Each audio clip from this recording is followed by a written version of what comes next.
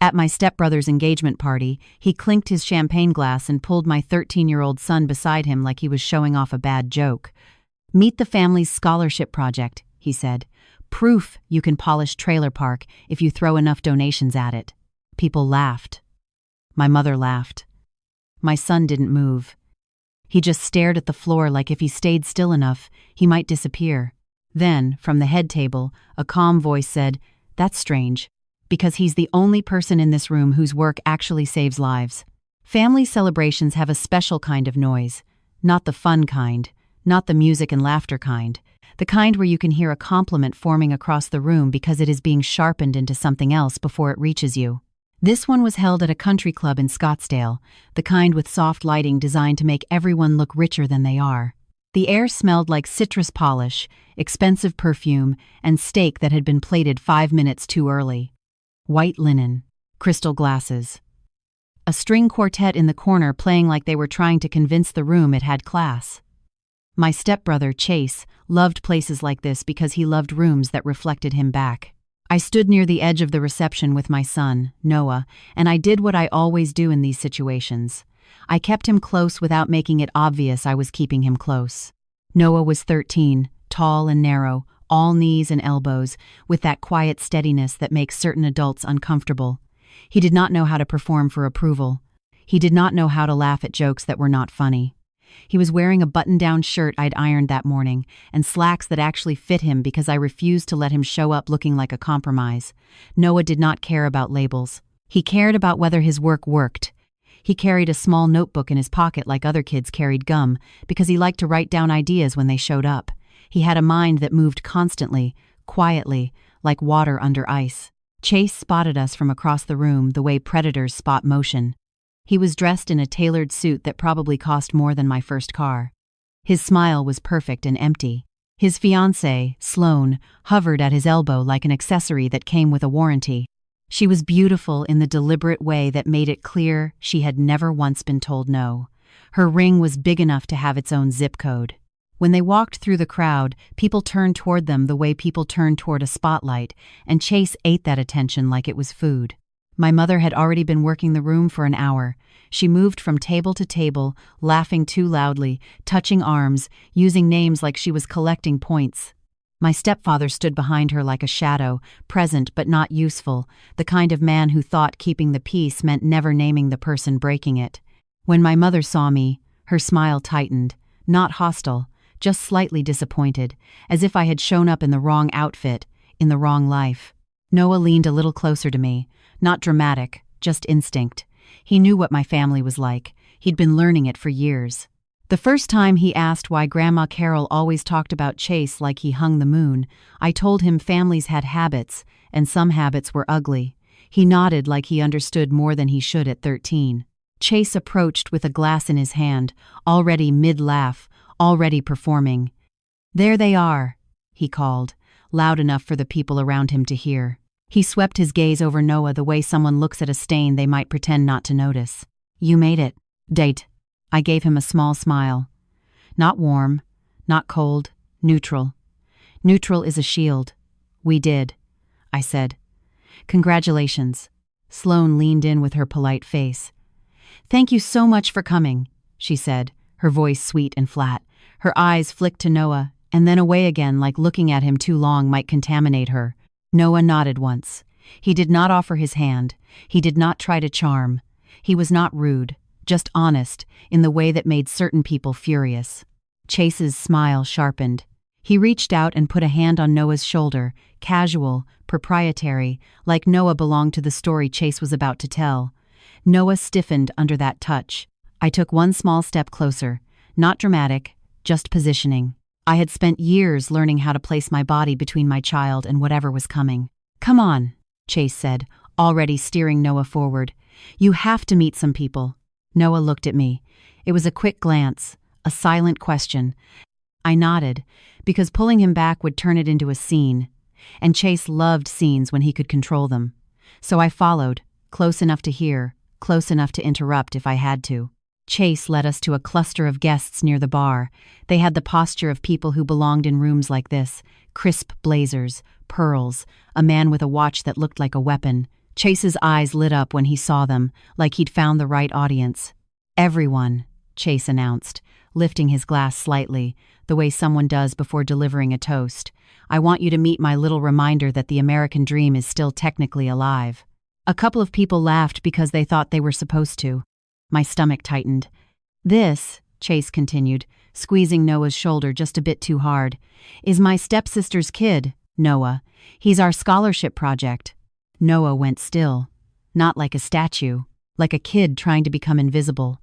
I felt heat rise behind my eyes, but I kept my face calm because my son was watching me, and I refused to teach him that humiliation deserved a meltdown. Chase leaned in, enjoying himself.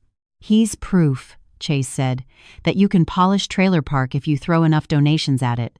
The words landed like a slap. A few people laughed again, softer, unsure. My mother laughed too, that airy laugh she used when she wanted to show she was in on the joke. My stepfather chuckled like he didn't understand but didn't want to be left out. Sloane smiled with her mouth, not her eyes. Noah's gaze dropped to the floor. His shoulders folded in the smallest way, just enough for me to see it. His fingers flexed once at his side like he was trying to keep control of his body. 13 years old, standing in a room full of adults, being talked about like he was a charity case instead of a human being. I could have exploded. The words were right there in my throat, sharp and furious, ready to burn. But I knew the truth about people like Chase. They feed on reactions. They turn your anger into your flaw. They rewrite it into a story where you are unstable and they are just joking. So I did what I had learned to do with my family. I protected, and I documented, and I stayed steady. I stepped closer and placed my hand lightly on Noah's back, warm and grounding. "We're going to step away," I said calmly, my voice even. Not asking, not pleading, informing. Chase laughed like I was being dramatic. "Relax," he said. "It's a joke. Everyone knows I'm kidding." I looked at him. "Explain what's funny," I said. His smile twitched. For a split second, something annoyed flashed behind his eyes. My mother's laugh faltered. The guests shifted, suddenly interested in their drinks. Chase opened his mouth, then closed it, then laughed again like he could laugh his way out of consequences. "Oh, come on," he said, louder this time, trying to regain control. "You know what I mean." Noah stayed silent. He did not defend himself. He did not argue. He stood there with his chin slightly tucked, absorbing the moment the way kids do when they do not yet know they are allowed to push back. It made my chest ache, but it also made something in me harden. I would not let this become a lesson that cruelty was normal. And then a calm voice cut through the room from the head table. Not loud, not dramatic, just clear. "That's strange," the voice said, "because he's the only person in this room whose work actually saves lives." The guests turned. Chase turned. My mother turned. Even the string quartet seemed to quiet for a breath. At the head table sat Linda, my ex-husband's mother, the last person anyone expected to see here.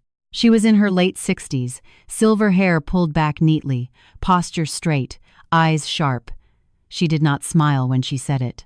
She simply looked at Noah the way a competent adult looks at a child who deserves respect. Chase blinked, thrown off script. "Linda," he said, forcing a laugh. "Wow, didn't know you'd be here." Linda's gaze did not move from Noah. "I came because Noah invited me," she said. Then she finally looked at Chase, and the look was not angry. It was worse. It was assessing.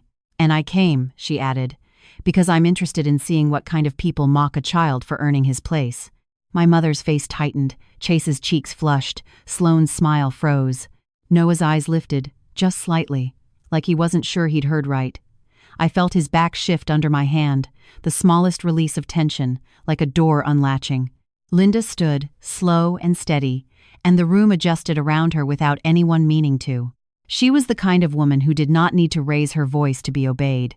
She lifted her glass gently, not for a toast, not for applause, just to claim the air.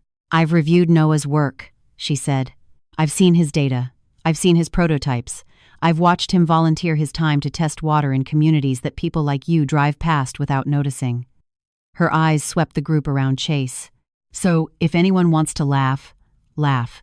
But laugh with your full chest, knowing you're laughing at a kid who's doing more for other people at 13 than most of you will do in your entire lives." The silence that followed was thick and immediate.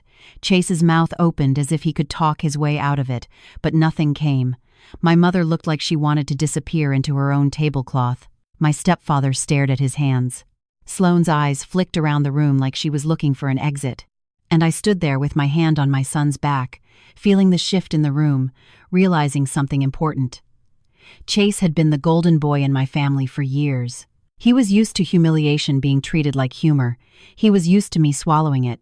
He was used to Noah shrinking. But tonight, someone had just refused to play along. And as I looked at Linda's steady face and then at Noah's, I understood that this night was not going to end the way Chase thought it would. If you want to understand why my mother laughed when Chase said that, you have to understand how our family worked long before Noah was born. Chase was not technically my brother. He was my stepbrother. But in our house, that distinction never mattered. He was the center. I was the adjustment everyone made around him. Chase came into my life when I was 9, when my mom married his father, who already had money, already had status, already had a circle of people who believed success meant never having to apologize. Chase was 2 years older than me, good-looking in that effortless way, charming when he wanted something, and very, very good at reading what adults valued and becoming that thing. He learned early that if he made people laugh, if he made them feel important, if he mirrored their opinions back to them, doors opened. And once doors opened for Chase, they tended to stay open. My mom loved that about him. Not in a quiet way, in a bright, visible way. When Chase walked into a room, she lit up like someone had plugged her into an outlet. When I walked into a room, she did this small, almost invisible scan, like she was checking if I was presentable enough to be associated with her. She never said I was a disappointment. She never had to. It lived in 1,000 tiny comments. Maybe don't talk about that. It's a little intense. Smile more when you meet people. Why do you always pick the hardest path? I was not rebellious. I was not dramatic. I just cared about things that did not make us look impressive at dinner parties. I liked science. I liked systems. I liked understanding how problems worked so I could solve them. Chase liked winning. Those are not the same thing. By the time I was in high school, Chase was already talking about hedge funds and networking and playing the long game. He interned for one of his dad's friends. He learned how to shake hands like he meant it. He learned how to make people feel like they were the smartest person in the room.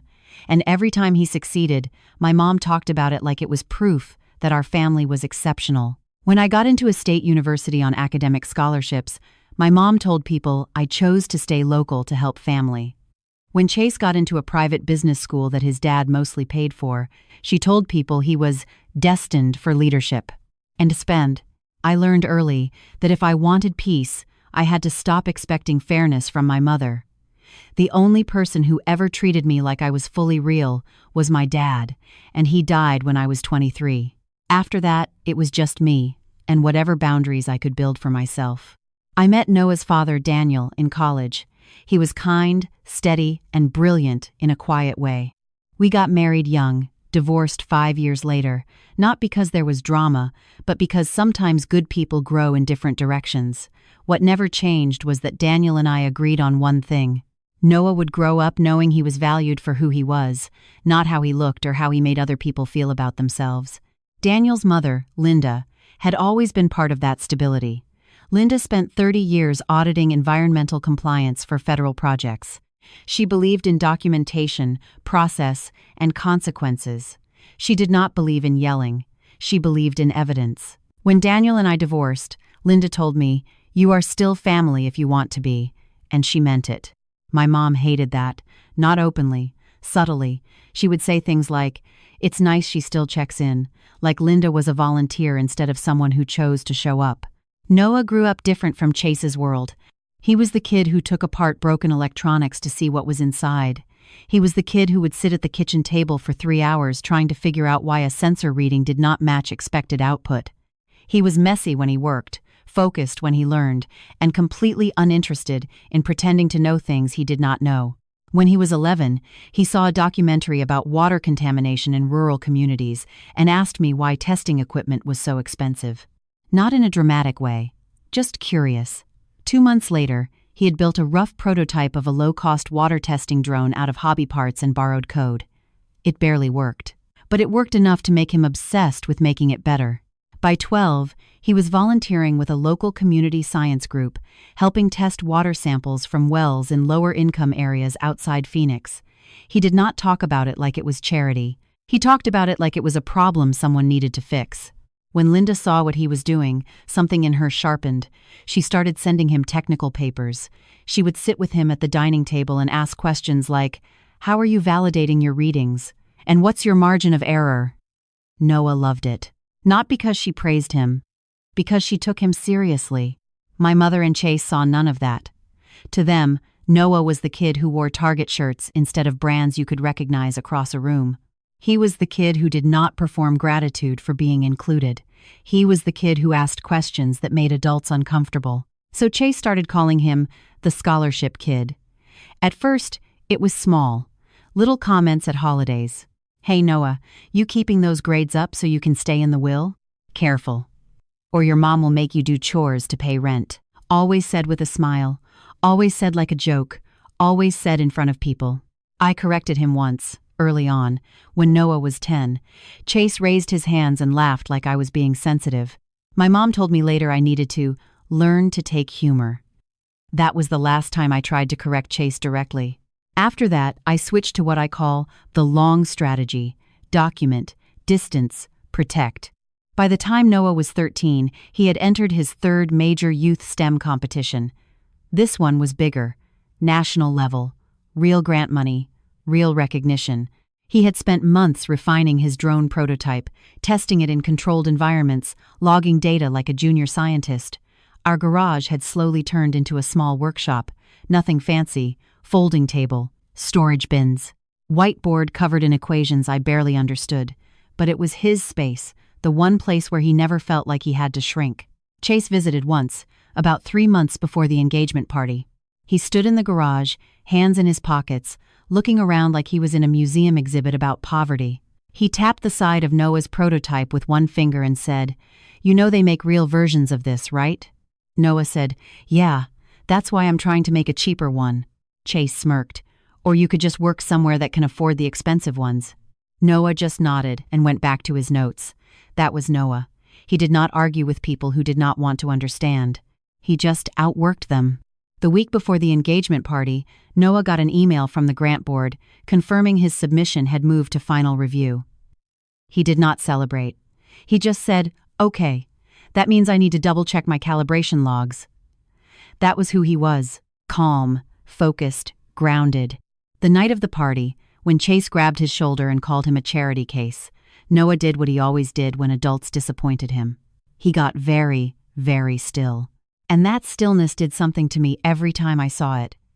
It reminded me of being 12 and realizing no one was going to step in unless I stepped in for myself.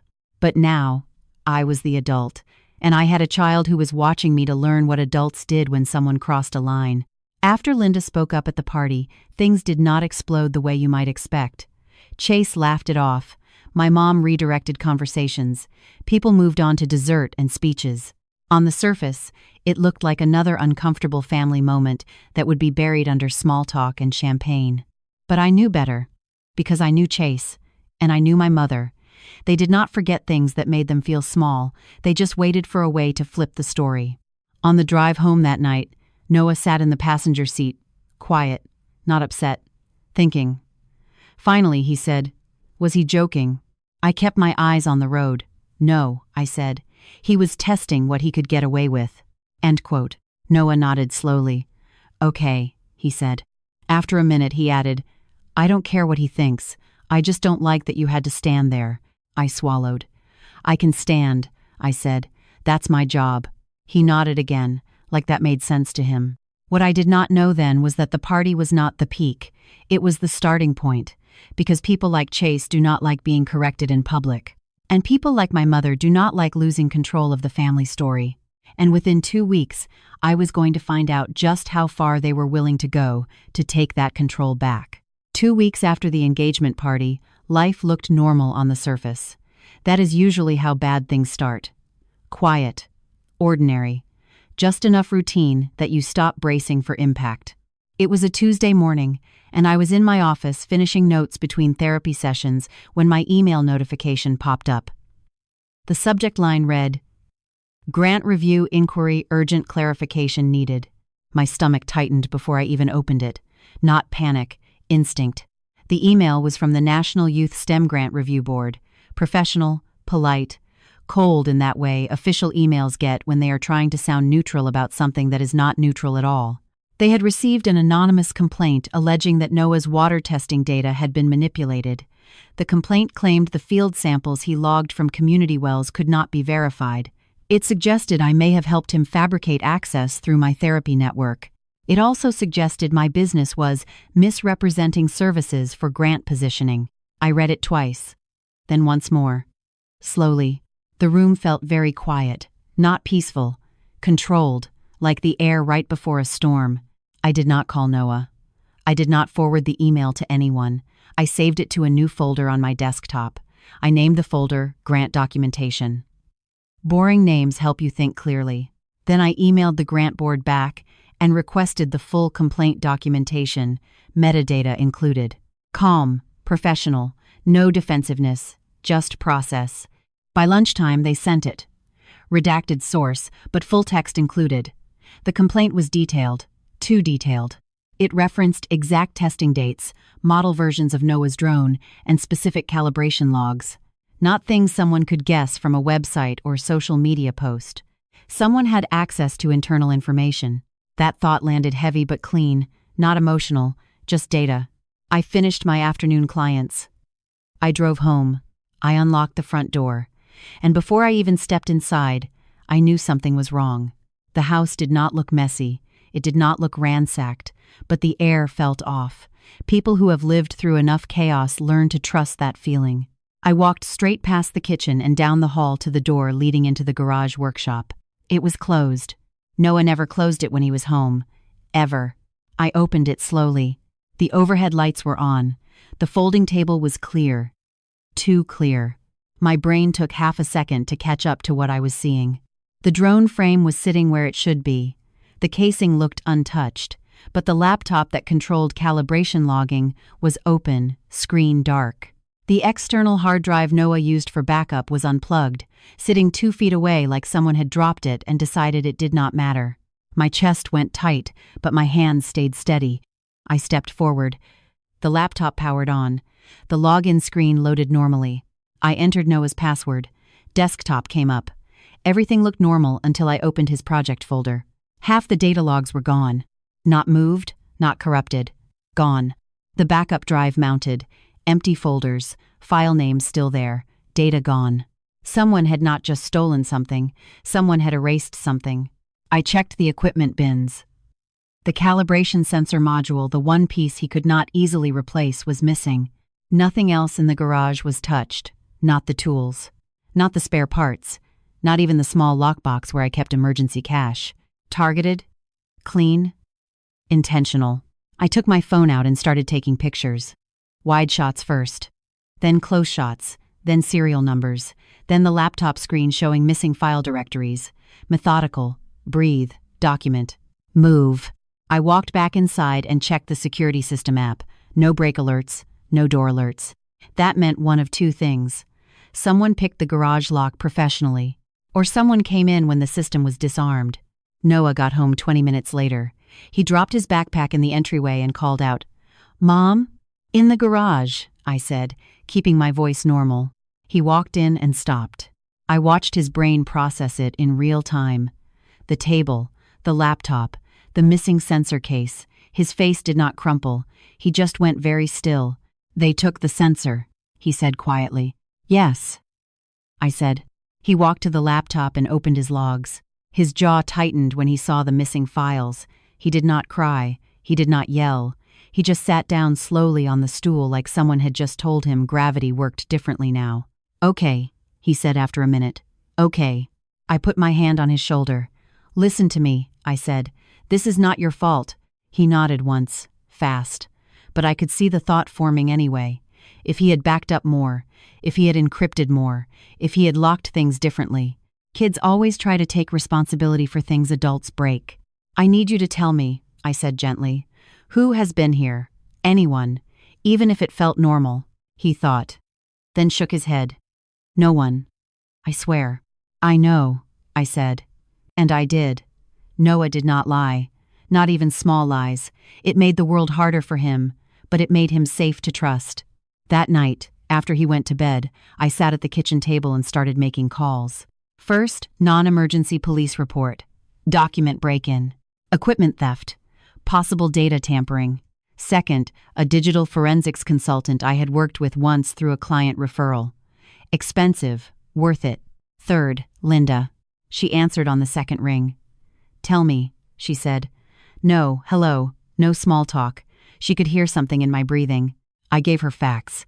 The email, the complaint, the break-in, the missing data, the sensor module. She was quiet for a long moment. Then she said, Good. You didn't call anyone emotional.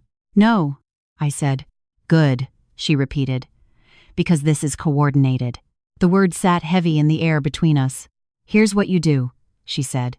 You do not accuse anyone. You do not confront anyone. You gather evidence. You control the timeline. And you let people show you how far they're willing to go. I closed my eyes.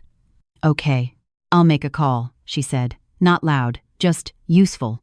After we hung up, I sat in the dark kitchen and let myself feel exactly 1 minute of fear. Then I shut it down. Fear is useful if it makes you careful. It is not useful if it makes you loud. The next morning, the digital forensics consultant called me back. He asked for remote access to Noah's cloud account logs. By afternoon, he sent me a summary. There had been 3 external login attempts 2 nights before, one successful, from an IP address registered to a commercial office building in Tempe. I stared at the address. I knew that building. Chase's firm leased 2 floors there. I did not react. I saved the report. I added it to the grant documentation folder. Then I checked the anonymous complaint file metadata again. The document had been created on a corporate template system commonly used by private investigation contractors. Someone had not just tried to sabotage a kid's project. Someone had spent money trying to build a narrative. I sat back in my chair and felt something settle into place inside me. Not rage, not panic, something colder, clearer. Because now, this was not a family problem. Now this was a systems problem, and systems problems have solutions, if you are patient enough to gather proof. The morning after the forensics report, I did not wake up angry. I woke up organized. There is a certain calm that comes when something ugly finally makes sense. You stop wondering if you are imagining patterns. You stop second-guessing your instincts. You just start building a record. Noah left for school like he always did. Backpack, notebook, quiet, love you, over his shoulder. If he was scared, he was hiding it the way I taught him to when he needed time to think. I hated that he needed that skill at 13, but I was proud of how he used it. As soon as he left, I made coffee, opened my laptop, and started building a second folder. This one I named Incident External Interference. Inside it, I created subfolders: grant complaint, break-in, digital access, insurance, police report, communications. I moved copies of everything into each relevant section. Redundancy matters when people are trying to erase things. By 10 in the morning, the digital forensics consultant called again. I pulled additional logs, he said. The successful login wasn't just from that office building IP, it was routed through a VPN service first. That means whoever did it knows enough to try to hide, but not enough to be invisible. Can you timestamp the original connection? I asked. Already did, he said. Matches about a 30-minute window 2 nights before the break-in. Whoever accessed the cloud likely confirmed what they wanted before going physical. I wrote everything down. Exact words, exact times. Send me a formal report, I said. Already drafting it, he replied. When I hung up, I stared at the wall for a minute. Not zoning out, thinking. This was not random vandalism. This was layered, digital narrative attack plus physical sabotage. That takes planning. And planning usually means more than one person knows about it. At noon, my business line rang.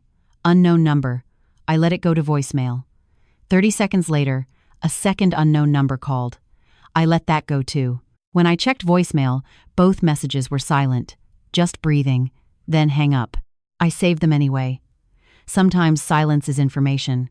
At 2 in the afternoon, my office manager knocked lightly on my door. You got a certified letter, she said. I signed for it. Legal envelope. Private investigation firm letterhead. My stomach didn't drop. It settled lower, like something heavy locking into place. Inside was a notice requesting verification of certain client service records in connection with a fraud review inquiry. It wasn't official government, it was a phishing attempt, designed to scare or provoke. I scanned it, saved it, forwarded it to Linda with one line. "You were right." She called me 5 minutes later. "They're building a pressure triangle," she said. "Grant board, business reputation, and emotional stress. Standard tactic when someone wants you to make a mistake." "I won't," I said. "I know," she replied. "Listen carefully. I made some quiet calls this morning. The grant board has already flagged the anonymous complaint as suspicious because you contacted them first with transparency. That helped more than you know." I leaned back in my chair. "Okay. And," she continued, "I have a friend who still does contract compliance review for municipal water projects. He's willing to quietly review some public filings from Chase's firm, just routine curiosity." There was something in her tone.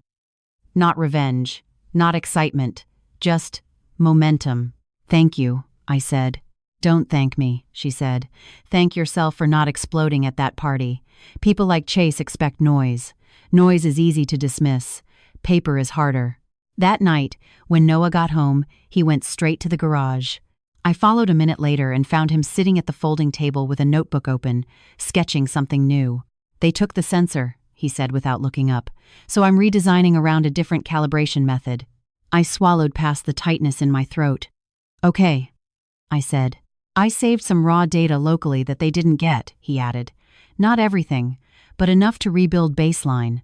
"That's good," I said. He nodded. "Mom? Yeah? Did I do something that made someone want to do this?" There it was. The question kids ask when adults fail them. "No," I said immediately. "You did something that made someone feel threatened. That's different." He was quiet for a second. "Okay," he said, and he went back to sketching. 3 days later, things escalated again. I got a call from the grant board. Not email, phone. The kind where a real person wants to hear how you react in real time. The reviewer introduced herself and said they had received 2 additional anonymous tips reinforcing the fraud claim. Same wording patterns, same tone. "I want you to understand," she said carefully. "We are not making any decisions yet, but we need to know if there is anything you haven't disclosed." "No," I said calmly, "and I can provide additional raw data verification logs if needed." There was a pause. Then she said quieter, "Off the record, this feels targeted. But we need documentation." "You'll have it," I said. After we hung up, I checked my email again. 3 new messages from unknown Gmail accounts, all variations of the same theme. Concern about my business ethics. Concern about protecting children from exploitation. Concern about grant fraud. I forwarded every single one to my documentation folder and to Linda. That evening, she texted me one sentence. "They're getting sloppy." Good. 2 days later, my phone buzzed while I was grocery shopping. It was a notification from Noah's school parent portal, new attendance note. I opened it. It said, "Student was approached by non-staff adult requesting project details. Security escorted individual off campus." My vision tunneled for half a second, then cleared. I called the school immediately. The principal confirmed a woman claiming to be a private education consultant had tried to speak to Noah outside the robotics lab. She had a clipboard, business casual, confident. They removed her before she spoke to him directly. I thanked them. I hung up. I sat in my car and let my hands shake exactly once. Then I called Linda. "She's escalating," Linda said after I told her. "She?" I asked. "Money like Chase's doesn't move without a planner," Linda said. "My guess?" The fiancé. I thought about Sloane's perfect smile, the way she watched rooms like she was mapping them. "Okay," I said. "Good," Linda said, "because I just got something interesting back from that compliance friend." My pulse slowed. Not faster. Slower. "Chase's firm," she said, "has been making some very aggressive marketing claims about water purification outcomes on municipal projects. Claims that look optimistic." Optimistic. That was Linda's word for dangerous. "They're not under investigation," she added. "But if someone looked closely, they might be." I closed my eyes and pictured the garage. The empty sensor case. Noah sitting very still. I'm listening, I said. Good, she said, because I think they forgot something very important. What? I asked. They forgot, she said calmly, that when you try to destroy someone who documents everything, you're not starting a fight, you're starting an audit. And for the first time since the party, I felt something that almost felt like certainty. Not that this would be easy, not that it would be fast, but that it would be final. By the time the school incident happened, I stopped thinking of this as something that might stop on its own. People who escalate to approaching a child at school are not testing boundaries anymore. They are trying to break them. The next morning, I changed routines quietly. I didn't make a big speech. I didn't scare Noah. I just adjusted systems. I installed an additional interior camera facing the garage entrance. I upgraded our cloud storage to triple redundancy. I moved Noah's current working files to an encrypted external drive that never left my office. I also called my insurance company and updated coverage documentation for all lab equipment, with serial numbers and photos attached. Then I sat Noah down at the kitchen table. New rule, I said calmly. If anyone tries to talk to you about your project, and they aren't me, your teachers, or the grant board through official channels, you don't answer questions. You say, "Please talk to my mom." Then you walk away. He didn't look scared. He looked focused. Okay, he said. And if anyone approaches you anywhere, school, store, parking lot, you text me first, then answer nothing. He nodded again. Okay. He hesitated. Is it Chase? I didn't lie. I don't have proof yet, I said. But someone connected to him benefits if you fail. Noah absorbed that quietly. Okay, he said again. Then he asked, should I keep working? Yes, I said immediately. You keep building. That's the one thing no one gets to take. That afternoon, the digital forensics consultant sent me another update. He had dug deeper into the IP traffic routing from the cloud breach. There's something else, he said. The VPN connection used to mask the original login was registered under a corporate account. Not individual, corporate. Which company? I asked. He named a private investigation and risk management firm based in Dallas. Not huge, but not cheap. Can you confirm client billing? I asked. Not without subpoena, he said. But I can tell you this. Firms like that don't take random one-off work for anonymous clients. Someone hired them through official channels or through a law intermediary. I wrote everything down. Then I asked him to draft a full technical timeline report. He agreed. That evening, Linda called. My compliance contact found something interesting, she said. Chase's firm recently submitted performance reports for a municipal water monitoring contract. The language in their public marketing materials is ambitious. Define ambitious, I said. Let's say if an auditor compared marketing claims to raw compliance reporting, there would be uncomfortable questions. I leaned back in my chair. Is anyone looking? Not yet, she said. But sometimes all it takes is the right question asked in the right place. Axed. I thought about that for a long moment. Then I said, not yet. Linda was quiet. Then she said, good. Because this was not about revenge. Not yet. This was about stopping harm first. Consequences came after safety. 3 days later, escalation hit again. I came home early from work because a client canceled last minute. It was 3 p.m. School was still in session. The house was quiet. Too quiet. The front door was locked. The alarm was armed.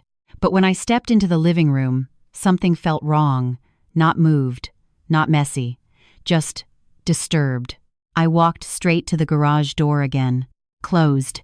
I disarmed the alarm, opened it slowly. This time, things were moved. Not destroyed. Moved. Just enough to feel like someone had been there long enough to look around. The folding table was pushed slightly to the left. One storage bin lid was half open. The whiteboard marker tray was missing one marker. And Noah's backup external drive, the one I had moved to my office, was still in my office. But the old backup drive casing the empty one was now sitting on the work table. Centered. Placed. Not dropped. Not forgotten. Placed.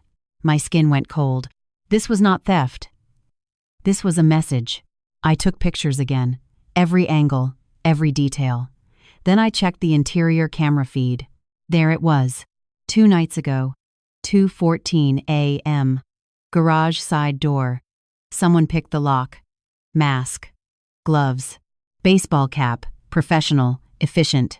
They moved through the space like they had been shown the layout before. They checked the table, checked the storage bins, checked the laptop area, then paused, looked around, and then, before leaving, they placed the empty backup casing dead center on the table. Deliberate psychological pressure. I saved the footage, backed it up 3 times. Then I called the police again. Updated report, added footage. Then I called Linda. "They're trying to scare you into reacting," she said after watching the clip. "I know," I said. "Good," she said, "because I just got confirmation of something else." I closed my eyes. "Tell me." "That Dallas investigation firm," she said, "has done contract work before for companies connected to Chase's firm. Not directly, but through 2 layers of shell consulting. There it was. Not proof, but shape." "Okay," I said. "Okay," she echoed, then softer. "How's Noah?" "Working," I said. "Rebuilding." "Good," she said. "Because here's what's going to happen next. They're going to push harder, because you're not breaking." I believed her, and she was right. 2 days later, Noah came home from school quieter than usual, not scared, controlled. "Something happened," I said gently. He nodded. "Someone messaged me." My stomach dropped, but my voice stayed calm. "Show me." He handed me his phone. Instagram message. New account. No profile picture. Username, random letters and numbers. Message read, "Hey, I work with Youth STEM Recruitment. Heard about your project. Quick question, did your mom help you write your grant data summary? Totally normal if she did. Happens all the time." I exhaled slowly. Entrapment. "Did you respond?" I asked. "No," he said. I screenshotted it first. Pride hit me so hard it almost hurt. "Good," I said. "That was exactly right." He nodded. I figured it was weird. "Intworks. Number dog." I forwarded the screenshot to Linda, then to the forensics consultant, then saved it in documentation. Because now they were not just attacking infrastructure. They were trying to manufacture confession, and people who try to manufacture confession are usually already afraid of what real evidence might show. That night, after Noah went to bed, I sat alone in the kitchen and opened every file we had collected so far. Grant complaint, break-in report, cloud breach logs, school incident, PI firm connection patterns, Instagram entrapment attempt, garage intimidation entry. It was no longer scattered incidents. It was a campaign, and campaigns leave trails. Always. I closed the laptop and sat in the quiet for a long time, because I understood something very clearly now. Chase and whoever was helping him thought this was about destroying a kid's project, but what they were actually doing was building a paper trail that could destroy everything they had built. They just didn't know it yet. And when they figured it out, it was already going to be too late. By the time the Instagram message showed up, the pattern was clear enough that I stopped asking if this was connected to Chase. The only question left was how many people were helping him and how much they were willing to risk to win. The next morning, I didn't change Noah's routine. Stability matters when everything else feels uncertain. He left for school, backpack slung over one shoulder, notebook in his back pocket, and the new encrypted drive tucked into the hidden sleeve inside his bag. We didn't talk about it. We didn't need to. He understood why. As soon as he left, I forwarded the Instagram message metadata to the digital forensics consultant. Within 2 hours, he called back. "Account was created 3 days ago," he said. "Logged in from a mobile device first, then accessed through desktop browser twice. Both desktop sessions trace back to the same Tempe office network block as the earlier cloud breach attempt." I wrote it down. "Can you preserve everything for potential legal request?" "Already archived," he said. "Also, you should know, whoever is running this is escalating sloppy. They're reusing infrastructure." Good. Sloppy meant traceable. At noon, Linda called. "I had lunch with my compliance contact," she said. "He pulled some public environmental performance filings from Chase's firm. Nothing illegal on paper, but the numbers are optimistic enough that a deep audit would be very uncomfortable for them. Very coded be debatted. I don't want retaliation," I said. "I know," she replied. "This isn't retaliation. This is risk exposure. They started something that invited scrutiny. We're just not stopping scrutiny." That was the difference. And it mattered. 2 days later, the grant board requested a formal virtual meeting. Not disciplinary, not accusatory, but serious. The review panel asked detailed questions about NOAA's data collection chain of custody, calibration validation, and logging redundancy. I answered everything calmly. I provided raw timestamp files, GPS confirmation logs from community testing days, and third-party volunteer witness confirmations from the community science group. At the end of the call, one reviewer stayed back. "I can't comment on active review," she said carefully. "But I want you to know something. Whoever filed that complaint underestimated how much documentation you would have." "I document for a living," I said, "just not in this field." I'm Doan. She almost smiled. "Keep doing that," she said. Then she disconnected. That night, Noah sat at the kitchen table reworking his calibration model around a cheaper secondary sensor option. He had printed out 6 different research abstracts and was cross-referencing them in pencil like a graduate student. "Mom?" he said suddenly. "Yeah? If this doesn't work in time, it's okay. I can try again next year." The words were calm, mature, too mature. I set my coffee down. "Listen to me," I said. "You are not losing this because someone else is cheating. That's not how this ends." He studied my face. "Okay," he said quietly, and went back to work. 3 days after that, Linda called again.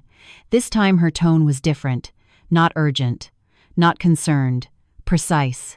"I have something you need to know," she said. "I'm listening." My contact confirmed something off record. The private investigation firm we talked about billed a corporate client through an intermediary legal consulting group that also has prior billing records connected to Chase's firm. I closed my eyes. Not shock. Confirmation. "Not proof," she added. "But structure." "Understood," I said. "And," she continued, "that same consulting group helped draft compliance language for 2 of Chase's firm's municipal contract bids." There it was. Network overlap, motive plus access plus method. "What are you thinking?" she asked. "I'm thinking," I said slowly. "We don't move yet. We let them keep thinking they're ahead." She was quiet for a moment. Then she said, "Good. Because patience is where people like Chase lose.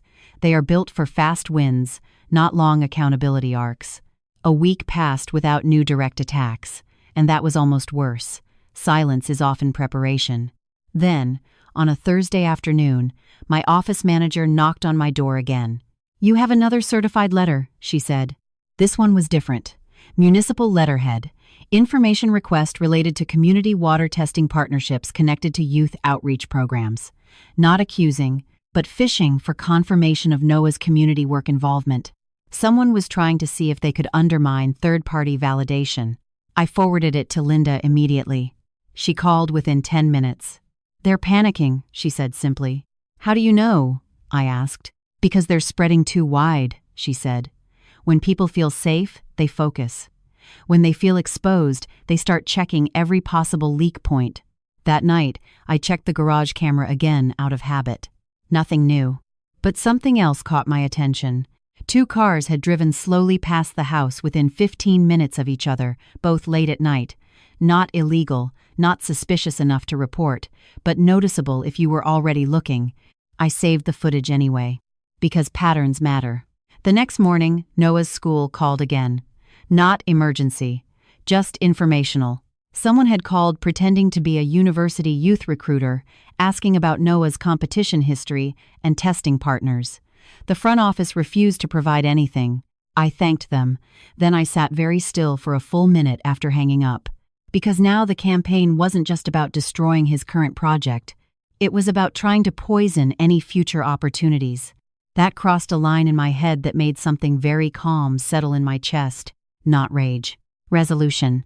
That night, after Noah went to sleep, I opened the documentation folders again. The pattern was complete now. Digital breach. Physical sabotage. Narrative fraud attempt. Social engineering attempts. School contact probing. Municipal information phishing. Psychological intimidation entry. Entrapment message attempt. It was not a theory anymore.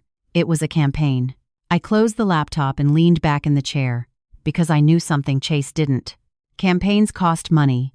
Campaigns create invoices. Campaigns create internal emails. Campaigns create liability. And somewhere, someone had already started asking quiet questions about his firm's environmental reporting claims. I wasn't going to push that door open, but I also wasn't going to close it for him. And the next move, I was almost certain, was going to be bigger. Because when people realize fear isn't working, they either stop or they escalate into something they can't walk back from. And if they chose escalation again, I was ready for what came next. The escalation came faster than I expected, but not in a loud way. It came in a way that was almost polite, which made it worse. It started on a Monday afternoon when Noah got home from school and didn't go straight to the garage. He dropped his backpack by the door and stood in the kitchen like he was trying to decide how to tell me something without making it sound bigger than it was. "What happened?" I asked, keeping my voice even. He handed me his phone. Another Instagram message. Different account. New name. Profile picture of a woman in business casual standing in front of what looked like a conference banner. The message was longer this time. "Hi Noah, I'm with a Youth Innovation Mentorship Network. We heard about your water drone project. You're really impressive. Quick question, when you log your field data, do you run those tests yourself, or do adults help supervise? Totally normal either way, we just want to understand your workflow." I read it twice. Then I checked the timestamp. Sent during his lunch period. "Did you respond?" I asked. "No," he said. I screenshotted it and blocked it. "Good," I said. I meant it. My chest still hurt, but my voice stayed steady. I sent the screenshot to the forensics consultant and to Linda. Then I asked Noah, "Did anything else happen today? Anything weird?" He hesitated, then nodded. "There was a lady outside the school again," he said. "Not the same one as before, different hair, but same vibe. Is not never 5. Did she talk to you?" I asked. "No," he said. "She was talking to one of the teachers, but she kept looking at me." I nodded slowly. "You did exactly right," I said. "You kept moving. You didn't engage." He exhaled a little, like he'd been holding that in all day. "Yeah." That night, the forensics consultant emailed me first instead of calling. The subject line read, "Match confirmed." Inside was a short report. The second Instagram account had been accessed from the same Tempe network block as the first account and the earlier cloud breach. Different VPN entry point, same exit infrastructure. Sloppy again. I saved the report, added it to the documentation folder. Then I sat back and stared at the ceiling for a minute. They were not slowing down. 10 minutes later, Linda called. "They're trying to create a narrative where your son admits to supervised or assisted work," she said. "If they can get him to say an adult helped write or validate data, they can spin it into falsification." "I know," I said. "Good," she said, "because I have something else." I closed my eyes. "Okay." My compliance contact confirmed a city oversight committee member has quietly requested clarification documentation from Chase's firm about 2 recent water performance claims. I didn't react out loud, but my pulse slowed. "Not an audit," she said. "Not yet, but the first step toward one." Ask allied. "Okay," I said again. "You still want to stay passive?" she asked. "Yes," I said. "Unless they cross into direct harm again." She was quiet for a second. "I think they're about to." She was right. 2 days later, Noah came home early. School had released students early because of a maintenance issue. He texted me on the way home. I told him to lock the doors when he got there and call me if anything felt off. At 2:12 p.m., my phone buzzed. Not a text, a call. "Noah." I answered immediately. "Hey, Mom," he said. His voice was steady, too steady. "There are people here." My entire body went cold and focused at the same time. "Where?" "Front porch," he said. "Chase and Sloan." I closed my eyes for 1 second, then opened them. "Are the doors locked?" "Yes." "Good. Don't open them. Don't talk through the door. I'm 10 minutes away." "Okay," he said. I hung up and drove faster than I normally would. Not reckless, just direct. When I pulled into the street, I saw Chase's car first. Parked in front of my house like he owned the curb. Sloan stood on the porch next to him, smiling up at the doorbell camera like she was posing for something. I parked, got out, and walked straight up the driveway. Chase turned when he saw me. "There you are," he said, like he'd been waiting for me to show up and fix something he broke. "What are you doing here?" I asked. Sloane stepped forward first. "We just wanted to talk," she said, voice soft and reasonable. "This whole thing has gotten so out of hand." "Leave," I said. Not loud, not emotional, just clear. Chase laughed once. "You're being dramatic," he said. "We're family." "You're trespassing," I said. "Leave." Sloane's smile tightened just a little. "We're worried about Noah," she said. "There are rumors going around about the grant, about your business. We thought it would be better if we handled this quietly." There it was. Narrative pressure. Offer to fix what they were breaking. "No," I said. Chase's jaw tightened. "You really want to drag this out?" he said quietly. "I want you off my property," I said. Sloane tilted her head. "You know," she said softly, "these things get messy. Grants, investigations. Kids get caught in the middle. It would be terrible if Noah got flagged before review was finished." There it was. Not even subtle anymore. I held her gaze. "Are you threatening my child?" Her smile flickered.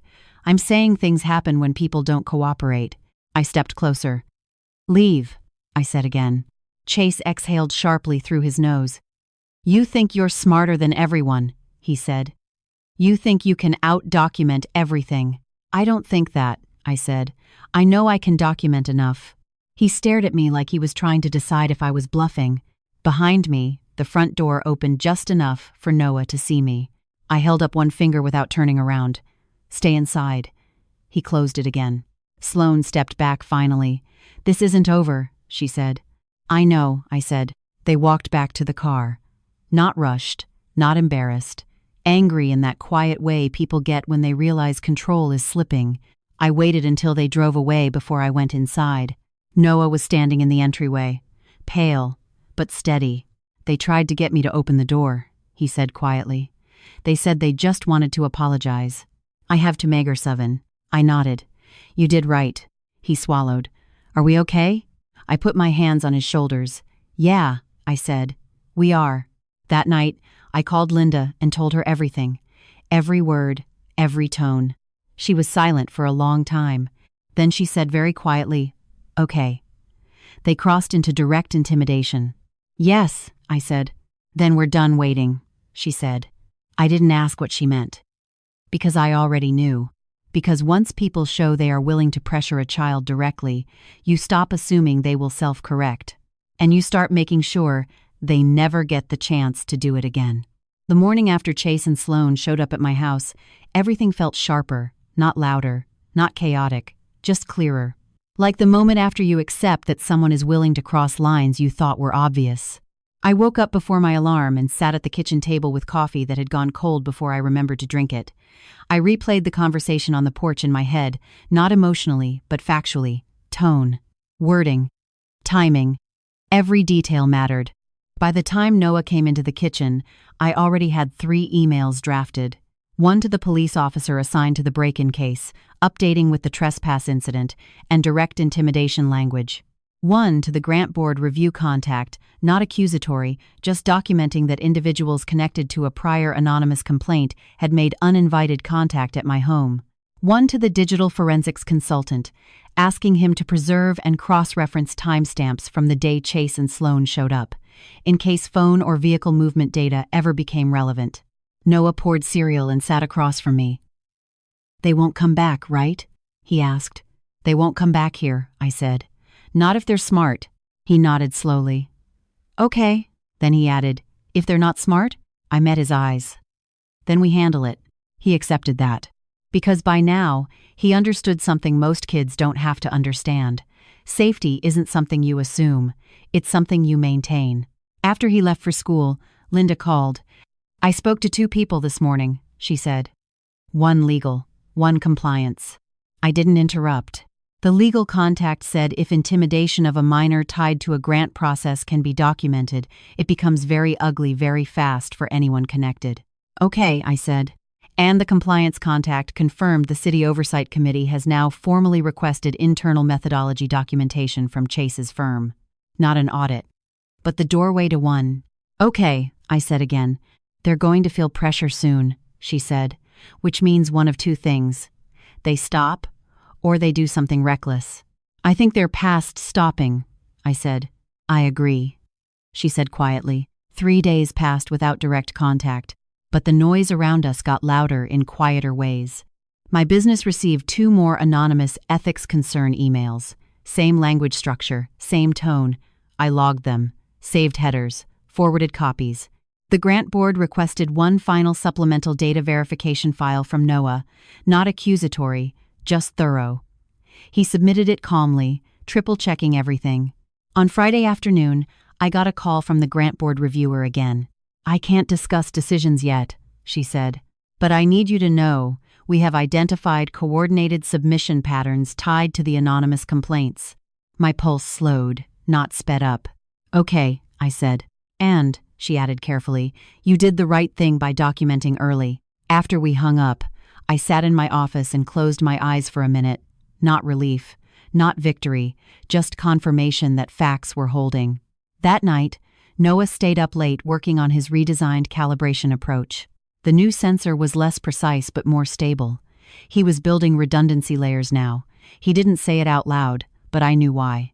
If someone erased data again, he wanted backup paths. Saturday morning, something shifted. Linda called at 8:10 a.m., earlier than usual. They made a mistake, she said. My chest tightened slightly. Tell me. The private investigation firm we talked about just received a records preservation notice tied to a separate municipal contract review case. Not directly Chase's firm, but adjacent, which means all active billing communications are about to become very discoverable. I leaned back in my chair. So, if they hired them, it will exist on paper somewhere, she said. I exhaled slowly. Not satisfaction, not yet, just inevitability. And, she added, my compliance contact says the Oversight Committee expanded their document request this morning. I closed my eyes. Because this was how consequences actually happened in the real world. Not dramatic reveals, not speeches, just systems turning slowly and permanently. Sunday afternoon, Noah and I were in the garage. He was testing a new sensor mount design when my phone buzzed. Unknown number. I let it go to voicemail. Then another call. Different unknown number. Then a text from a number I didn't recognize. We need to talk before this gets worse. No signature. No name. But I knew. I didn't respond. 10 minutes later, another text. You don't understand how bad this can get for you. Or for your kid. I screenshotted it, saved it, forwarded it to Linda, forwarded it to the documentation folder. Noah looked up. Everything okay? Yeah, I said. Just noise. He nodded and went back to adjusting the mount. Monday morning, I woke up to 6 missed calls from 3 different unknown numbers. Then an email. From Sloan. Subject line, please, let's end this. Inside was 1 paragraph. She said things had gone too far. She said Chase was under extreme pressure. She said if I would clarify to the grant board that we had no involvement, things could de-escalate for everyone. I stared at the screen for a long time, because there it was. Not an apology. Not accountability. Damage control. I forwarded the email to Linda with 1 line. They're trying to build denial record. She replied 3 minutes later. Too late. That afternoon, Noah texted me from school. Grant board emailed. They want to schedule announcement call this week. I stared at the message. Then, I typed back, okay, we'll handle it when it comes. Proud of you. Then I set my phone down and sat very still, 'cause I could feel it now. The shift. Not victory. Not yet. But the moment when people who think they control outcomes realize systems are about to start controlling them.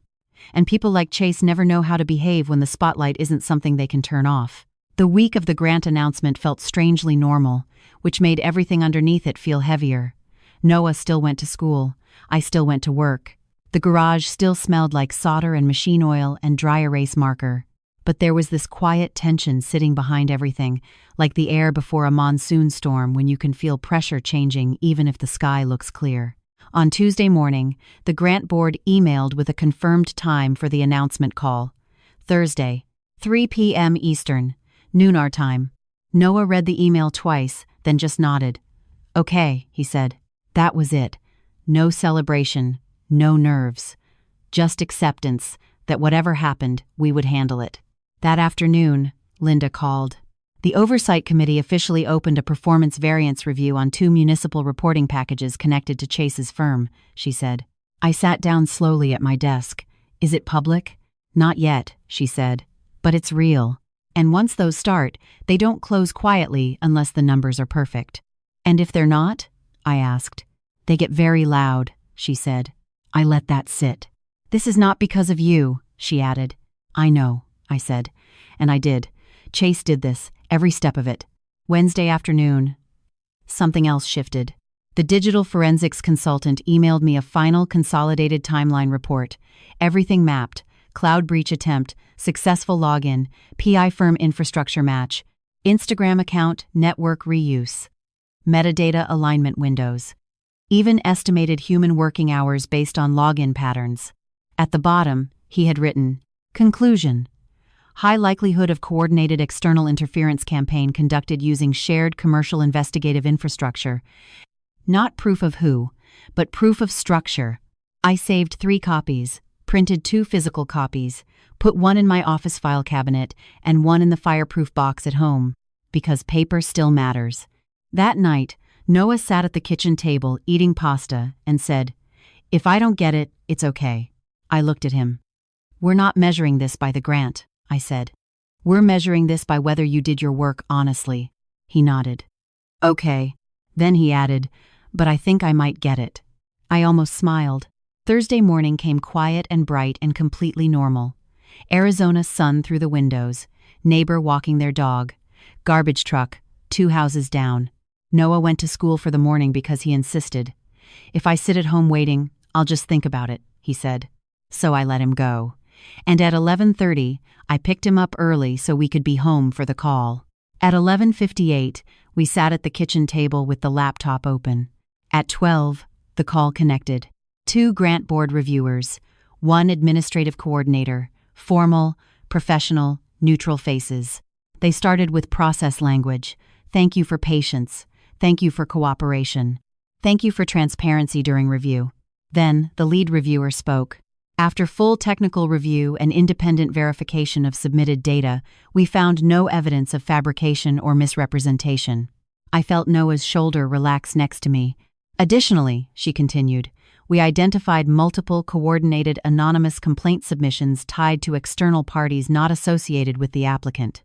My pulse stayed steady, but something inside me settled. Based on the strength of the original project, the resilience of data validation under review, and the applicant's documented transparency under external pressure, we are awarding Noah full grant funding. Noah closed his eyes for half a second. And, she added, Noah has been selected for a pilot youth advisory panel supporting federal environmental community outreach initiatives. Noah looked at me. Shock, relief, disbelief, all at once. I squeezed his hand. The call ended 5 minutes later. Formal, efficient, final. Noah sat there for a full minute after the screen went dark. Okay, he said finally. I laughed once, quiet, relieved. Okay, I said. He stood up, walked into the garage, and just stood in the middle of the space for a minute like he was letting it sink into the walls. I let him have that moment. 2 hours later, Linda called. Congratulations, she said. Thank you, I said. Then she added, the Oversight Committee review just moved to full internal audit authorization. I closed my eyes. They found reporting inconsistencies? I asked. They found enough to justify deeper review, she said. And when that happens, emails get requested, vendor relationships get examined, billing chains get examined. Campaigns cost money. Money leaves trails. Friday morning, local news ran a short segment about the grant recipients. Noah's name, his project, his focus on low-cost community water testing. Chase texted me that afternoon. First message in weeks. You think this is over? I stared at it. Then another message. You just made this worse for everyone. I didn't respond. I screenshotted it, saved it, forwarded it to documentation. That night, Noah sat at the kitchen table working on next stage design ideas like nothing had changed. And in a way, nothing had. Because this was never about winning something. It was about proving something. And the systems had spoken. The grant board cleared him. The Oversight Committee started digging. The PI firm infrastructure was already tied to billing preservation requests. The machine was moving now, not fast, but permanently. And for the first time since the party, I slept all the way through the night. The week after the grant announcement, everything got louder without anyone raising their voice. That is how consequences usually sound in the real world. Not shouting, not scenes, just doors quietly closing. On Monday morning, I got an email from the grant board communications team asking permission to include Noah's story in a public integrity and transparency case study for future applicants. Not promotional. Educational. Focused on documentation under pressure.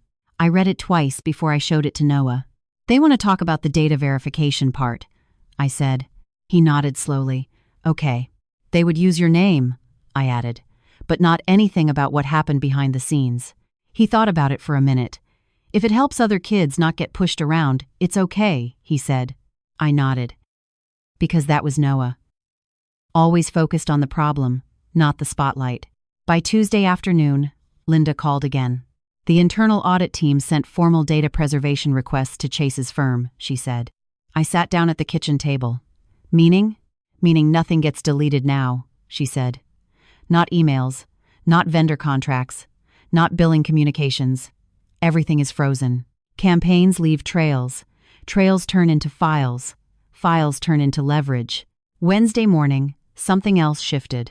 My business email inbox was suddenly quiet. No more anonymous tips, no more ethics concern messages. Nothing. Silence, in this case, felt like surrender. That afternoon, my phone buzzed with a news alert.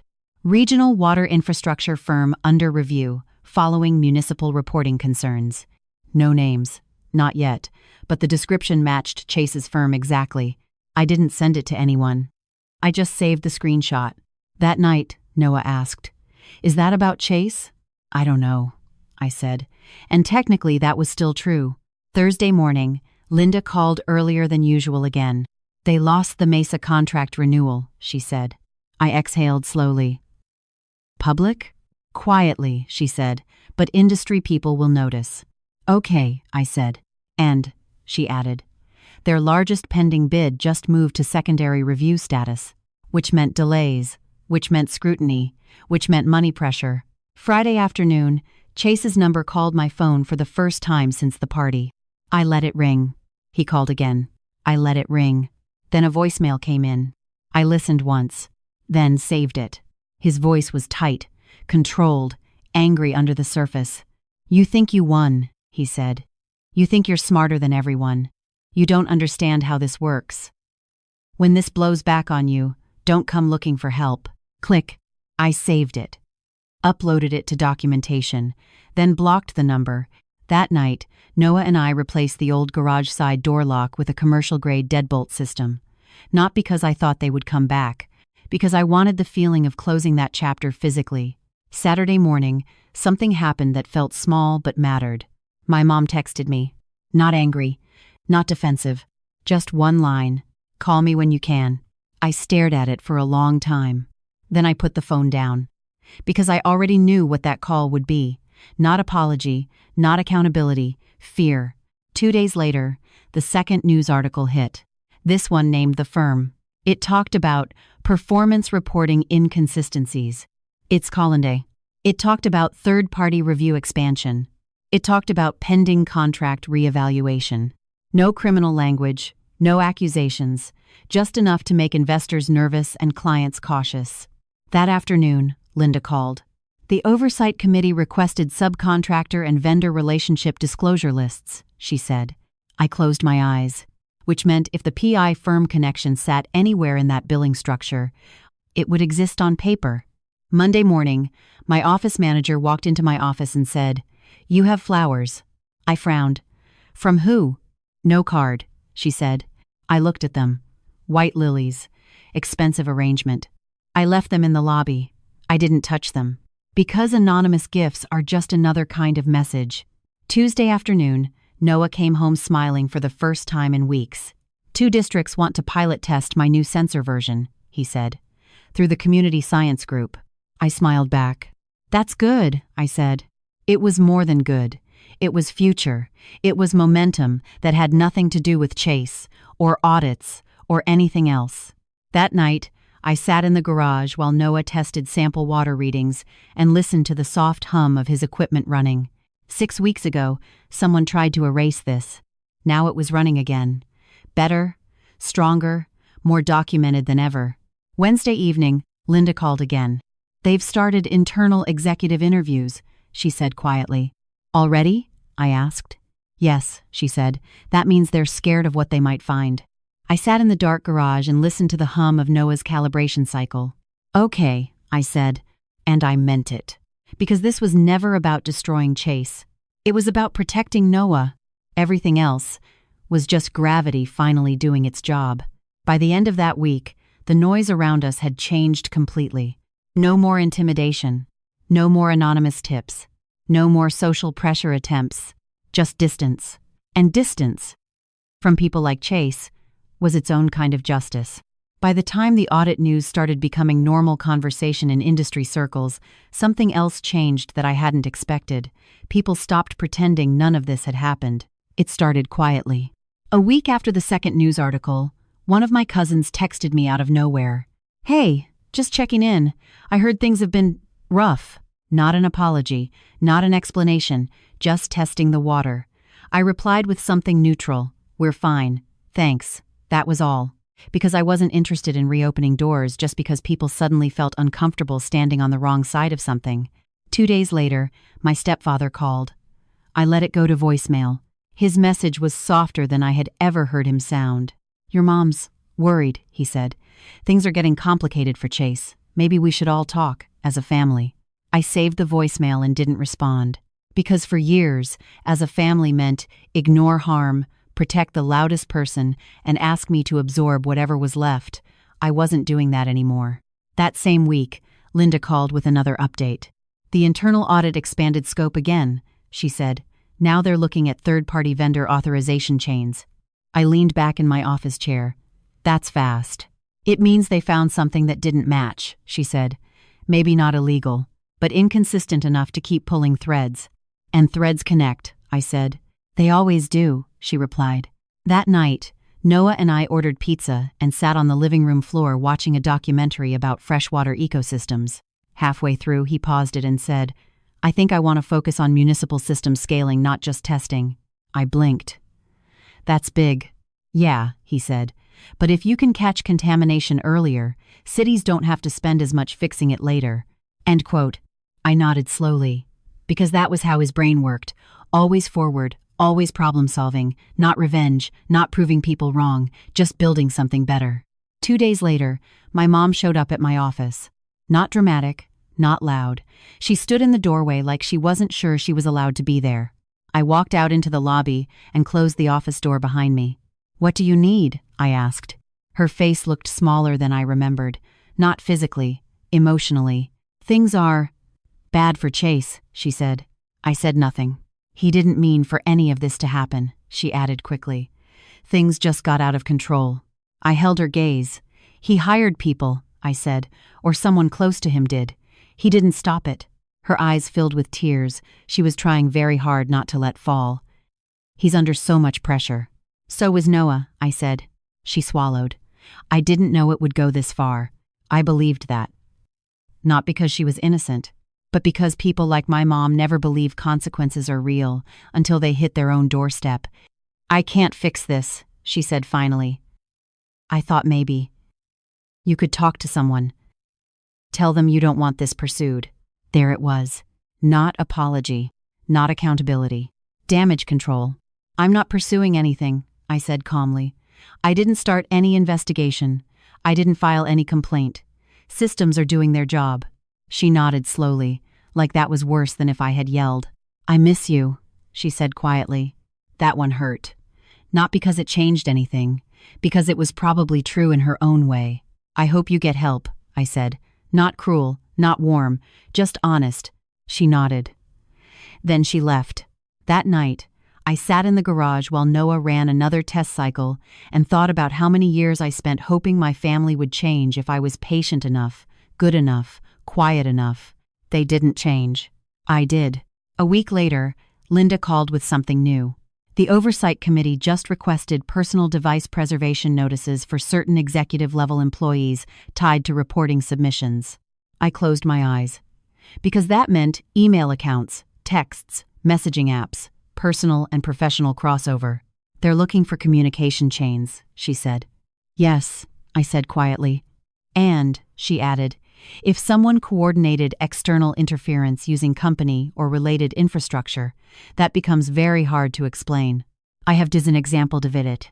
I sat there listening to the soft hum of Noah's equipment again. Not celebrating, not gloating, just steady. 2 days later, Chase emailed me. Not a text, not a call, email. Subject line, you don't understand what you've done. Inside was 3 paragraphs. Anger, blame, some attempt at sounding like the victim, how I let things get out of control, how I refused to handle this privately, not one sentence acknowledging Noah, not one sentence acknowledging what he did. I read it once, then saved it, then didn't respond, because the story Chase was telling himself no longer had anything to do with me. That weekend, Noah presented preliminary sensor redesign results to the community science group. When he finished, one of the older volunteers, a retired water systems engineer, shook his hand and said, "You're going to change how small towns handle contamination response." Noah nodded like it was just information, not praise. On the drive home, he said, "Do you think things are over now?" I thought about it. "They're quieter," I said. "And sometimes quiet is how things end." He nodded. "Okay." And for the first time in months, the future felt bigger than the fight behind us. A year later, most days felt normal again. Not the kind of normal where nothing bad had ever happened, the kind where bad things had happened, and life had kept moving anyway. Noah was 14 now, taller, steadier, with that same quiet focus that had always made certain adults uncomfortable, and the right adults take him seriously. The garage workshop had grown from a folding table and storage bins into something closer to a small lab. Not fancy, not expensive, but organized, functional, and very, very documented. His second-generation sensor system was now being tested in 3 rural Arizona water districts through the Community Science Network. Nothing flashy, no big press. Just technicians sending feedback emails and small towns getting earlier contamination warnings than they used to. The first time, one of the district coordinators sent an email saying, "We caught a nitrate spike 2 days earlier than our old system would have." Noah just nodded and said, "That's good." That was still who he was. Results mattered. Recognition didn't. My business was steady, quiet, no more anonymous ethics emails, no more weird information requests. The silence there felt earned, not fragile. Linda still called once a week, not about audits anymore, about normal things, recipes, local news. Sometimes about Noah's progress when he sent her technical updates she pretended not to fully understand but clearly loved reading anyway. The audit into Chase's firm had never turned into anything criminal, at least not publicly. But the fallout had been loud enough in the ways that actually mattered. They lost 2 major municipal contracts. They went through a full executive restructuring. They quietly cut entire divisions that had been tied to external consulting relationships. There are the spendime. Their industry reputation shifted from aggressive to risky. Chase was still employed last I heard, but not in the same role, not with the same influence, and definitely not with the same confidence he used to carry like armor. My mom stopped trying to call after about 6 months. She sent 1 birthday text, 1 holiday text, neutral, careful, like she was trying to learn how to talk to me without assuming I would absorb everything. I responded politely, briefly, distantly, not cruel, just finished. The final twist came in a way that felt almost quiet compared to everything else. About 10 months after the grant award, Noah got an email from the Federal Advisory Pilot Program he had been selected for. They were expanding the program, and they wanted him to stay on for a second year, not just as a participant. As a junior peer mentor for incoming students, when he read that part, he blinked and looked at me. "I think that means I help other kids not mess up their data logs," he said. I smiled. "I think it means you help other kids not get pushed around when people question their work," I said. He thought about that, then nodded once. The official recognition announcement came out 2 months later. Small government website press release. No big news cycle, But in the environmental compliance and municipal engineering world, it was noticed. The wording stuck with me. Selected for exceptional technical integrity and documentation transparency under external review conditions. Not smartest, not most innovative, most trusted. The same week that announcement went live, I got one last message from Chase. Not angry this time, just one sentence. "You really think this was worth it?" I stared at it for a long time before I answered. Then I typed, "Yes," and I didn't add anything else. I blocked the number after that. That night, I walked past the garage and heard the soft, steady hum of Noah's equipment running while he calibrated a new sensor batch. Same sound as a year ago, but different now. Not fragile. Not something that could be erased by someone deciding a kid didn't belong in their version of success. I leaned against the doorway and watched him work for a minute. He didn't notice me at first. He was bent over a sample tray, pencil tucked behind his ear, reading numbers off the display and writing them down in his notebook like he had done 1,000 times. Eventually, he looked up. "Hey," he said. "Hey," I said. "Want to see something cool?" he asked. "Always," I said. He showed me the new calibration stability curve he had figured out. I didn't understand all of it, but I understood enough to know it mattered. When he finished explaining, he looked at me and said, "You know, I don't really think about Chase anymore." I nodded. "That's good," I said. He shrugged a little. "I just think about what I'm building next." And that was the real ending. Not contracts lost, not audits, not reputations shifting, forward motion.